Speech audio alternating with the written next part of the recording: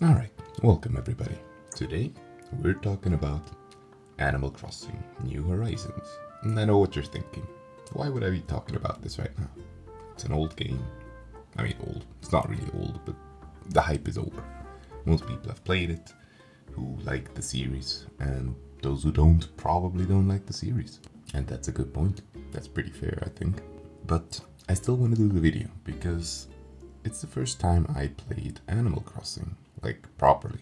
Back in the day, I used to play on like a friend's 3DS, but that's not really playing it. So a couple weeks ago, I bought myself Animal Crossing Horizon, or New Horizons. And I gotta say, I'm a bit not disappointed. I mean, I think I got what I wanted, but it's a little boring after a little while. And I know this is gonna get me lots of hate, but that's okay, because I just want to be honest with you. And if you haven't played Animal Crossing yet, then maybe you don't know. So, Animal Crossing is a very, very relaxed game. The days in the game are real life time, so if you wake up at 6 in the morning, it's gonna be 6 in the morning in the game, and so on and so forth. But not only the days, but also the years and the seasons and the months and everything. So if you play when it's winter, it's gonna be winter in your world as well. You're gonna be able to find certain things, and certain things you won't because it's the wrong season. Do you get the problem here? You're supposed to play this game over a year to have the potential of getting all the things that are there to get. And I'm not ready to play this game a whole year just to, get a couple of things I can put into a museum. So let's kind of start with the positives. It's a nice game, really charming, beautiful graphic. I mean, beautiful graphic. It's cartoony, but it's nice. It's really charming. The people that are on your island are really nice, and you kind of get a connection to them. I mean, the first couple of days are a little boring because you can't really do too much, but after like a week you're pretty well into the game. So the main things that you're gonna be doing in Animal Crossing is collecting stuff, and then maybe crafting stuff out of them, and decorating your island. Those are the three biggest parts of this game. Of course, you can go visit some other islands of friends or of NPCs even. You can go on a little special island, like an adventure island kind of thing. Well, I actually wanted to continue the list, but I honestly don't know anything else you can do in this game.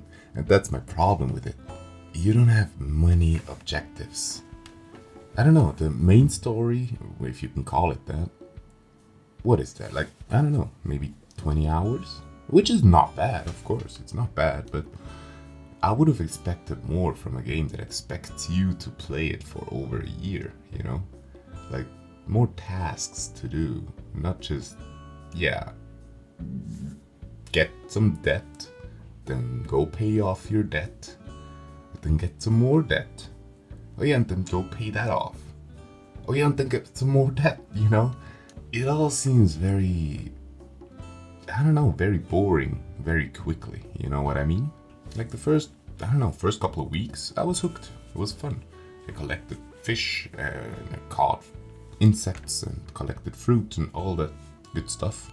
But after a while, it's really not very special anymore. You do the same things over and over and over again. Maybe on different islands, but in the end, it's still the same thing. And honestly, I gotta say, I kinda admire people who play this game for years, because people do that, and I really cannot understand how.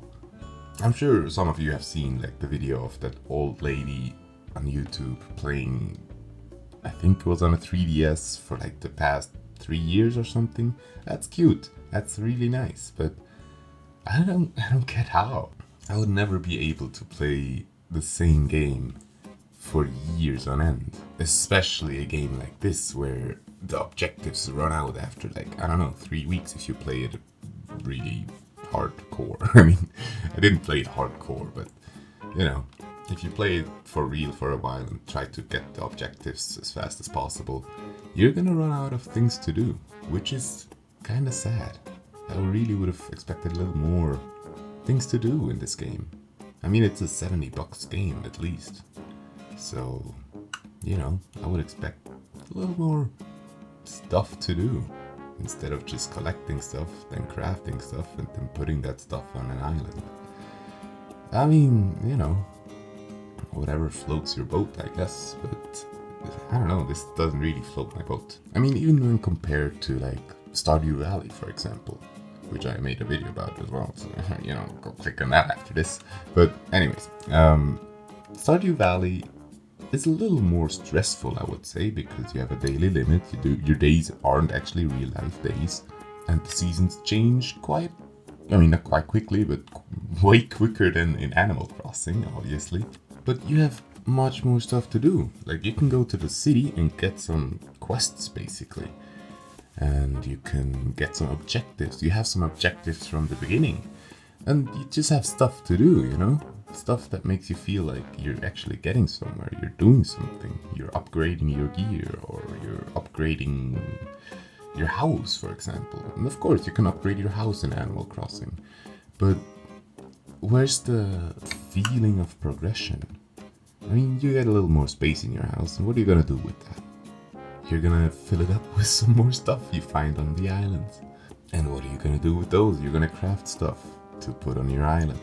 And in the rare case that you're actually gonna find like an animal you haven't found yet, after a while, you're gonna put that into the museum. And that's it. You don't get anything, you don't upgrade anything. You're just basically trying to fill the museum until it's full. Which is a little depressing, not gonna lie. I was expecting a little more from Nintendo, to be honest. I don't know, maybe I'm missing the whole point of the game, but for me, it really did not hit the spot. I'm sorry. I mean, it's not bad. It's really not a bad game. I have to stress that really, really hard, otherwise I'm gonna get ripped apart in the comments. But it's not a bad game.